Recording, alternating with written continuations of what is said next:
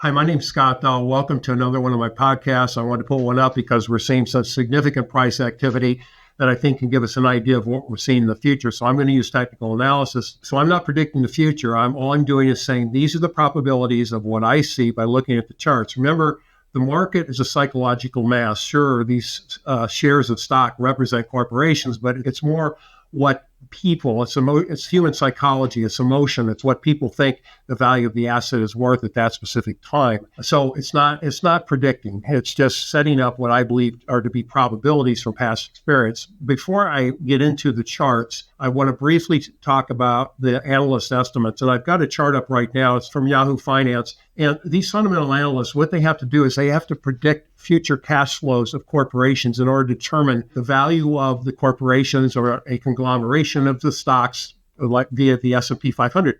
They have to predict future cash flows in order to determine what they think the stock might be worth at this particular point in time. Then they can say, okay, the stock's undervalued, the stocks are overvalued. This is how they create these price estimates, so these targets. I don't know anybody that can predict the future. However, that's why I believe technical analysis gives you a leg up. So let's take a look at these forecasts. You can see on the right-hand side of this chart here, all the companies, the brokerages, the banks, they came out, you see initial forecasts. So they came out in 2025, very bullish.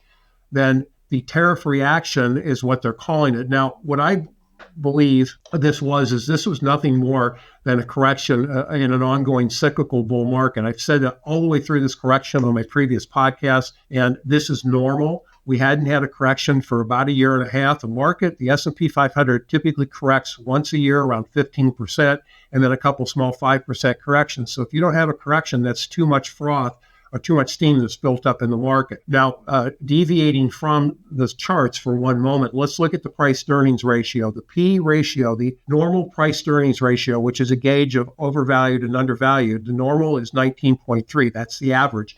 We were up close to 30, and now what's happened through this sell-off is we backed down to around 23. So the PE ratio is still a bit high.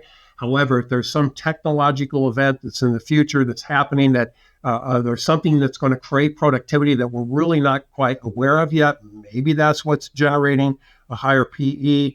A lot of times with a momentum-based market like this, it'll stay a little overvalued, but I believe that we're moving higher. I think that we're in a momentum-based market in a very opportune time to make money. So let's go back. Let's look at these forecasts. So all these banks and brokerage houses, these levels along the side here, one was as high as 7,000 by year-end 2025. Then they said, oh, wait, we got to adjust this. The tariffs are horrible. They're going to dramatically affect us. And then the latest prediction right down through here, they bounced back up. So now they're saying, well, I guess the tariffs weren't that bad. So they're predicting future events. And let's take a look at the charts. The first chart I have up is the Standard & Poor's 500. You're familiar with this. The green are up days, the red's down days. This is the date across the bottom. You can see we have all 24 and up to current of 25. We're currently today, June 12th. As we trade, we're at 6,036. Now, so here are my previous three podcasts. So this podcast right here, what I did is I recognized that there was a bearish flag pattern. That was a continuation pattern. This gave me a downside price target of 5,036, which is right in this area here. We went through it. We exceeded it, which is not uncommon. When you have a price target off of a technical formation, it oftentimes will exceed the price target. But we came through this big with high volume. We had what's called a breadth rest, which would indicate that we in all likelihood have a bottom. Also, we have what's called a V-shaped recovery. See, look at this. This is down and straight up. And what I think is very telling and very important is the fact that it's almost like a mirror. I mean, we're seeing a mirror of what we saw down. So this is a bullish phenomenon too. There are people that are bearish out there. They say, hey, you can't have a V-shaped recovery without a recession. Well, there are no rules like that. So the fact that there are bears that are continuing in this marketplace, and the fact that there are people that we don't have this bullish euphoria, that would also indicate that we have the probability of moving higher. So this was, again, one more time, this is March 31st. This podcast was April 30th. What I recognized with this bottoming formation is what I called an island. This gave me a target of 5,902, which is right here.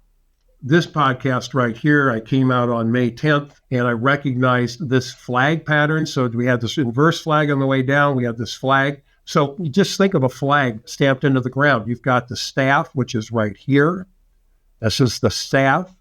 This is the flag portion. This gave us a target on this day of 6,285. So what I'm saying is this flag, we hit our target. It would not only breach these highs, but it would go to 6,285. Here's one of the reasons I wanted to come out today. This is another flag. This is a bigger flag.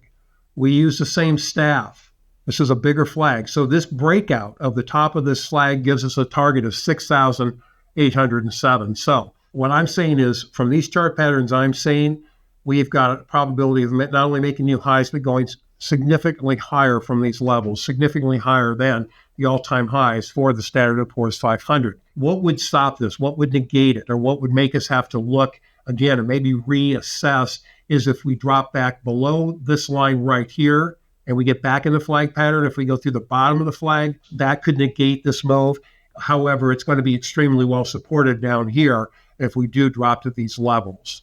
So that's a target. Those are the probabilities of where we're headed. Let's look at two more charts right now. This is a chart of the New York Stock Exchange. Why is this so important? Well, the New York Stock Exchange is 2,038 companies or 2,038 stocks, whereas the S&P 500 is a little over 500 stocks. So this is a broader based index. So that would give us more of an idea of how the more stocks are performing. This just broke this significant downtrend. See this downtrend? This started back in November of last year when the stock market started to sell off. So not only is it up over this downtrend that's been in place for 6 months or more, it's approaching new all-time highs. So that's a bullish sign as well. We're through this resistance. Let's look at one more chart. This is the last chart I'll show you today. This is the breadth of the New York Stock Exchange. So as I've explained in previous podcasts, this isn't a price chart. These are the number of advancing stocks minus the number of declining stocks. That gives you an idea of how much participation there is in this up move. This was a significant downtrend. We broke through this downtrend. We came back and tested the downtrend, which is a positive. We bounced off of it. What we have is higher highs and higher lows. That's bullish. This is breadth. So I'm saying that everything indicates to me that we're moving higher at this particular point in time. But what we'll do is we'll come back in the future and we'll see how we're progressing. So what do? You want to make sure you're in the strongest stuff. So the laggards or whatever did not recover that's in your portfolio. You want to examine your portfolio. You want to get rid of those. You want to make sure you're in the strongest assets because this is a momentum-based market and the strongest assets will do the best and, in my opinion, make you the most money. You also want to make sure you're in the right asset classes. Look at international, for example. The international stocks are doing very well. Emerging markets are starting to do well or have been doing well. Commodities are doing well. Look at the metals. So you want to make sure you're in the right asset classes too. The portfolio may need something other than just simply U.S. stocks. So not only do you need the proper assets, you need to make sure you're in the proper asset classes and a mix of those in order to be the most profitable as we move higher. If you would like me to look at your portfolio, I'd be happy to do that. My phone number is 949-497-6366.